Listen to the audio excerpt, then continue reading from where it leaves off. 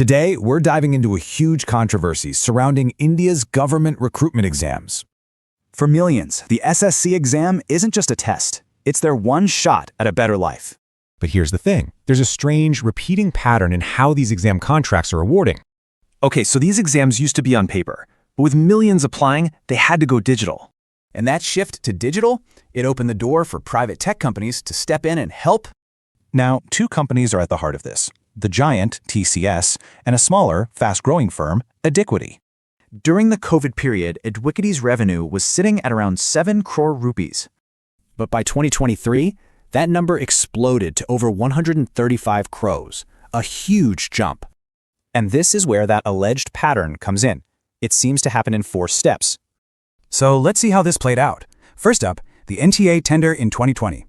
Adequity was rejected. Then, suddenly, the tender was canceled and reissued with much lower requirements. And guess who won under the new rules? Equity. They beat out giants like TCS. Okay, now fast forward to Madhya Pradesh. The same pattern allegedly pops up again. So Adequity lost the first round. And then what happened? The whole thing was canceled. You guessed it. When the tender was reissued, Adequity ended up winning the contract. But this win came with a ton of controversy, including a huge scandal at one exam center. Which brings us to the big one, the nationwide SSC tender in 2023, a massive contract. In the technical round, which is super important, the longtime provider, TCS, scored way higher. So based on technical skill alone, TCS was the clear winner, no question about it. But then, what do you think happened? In July 2024, the whole tender got canceled. And when the new tender came out, the rules had changed. It was less about tech, more about price.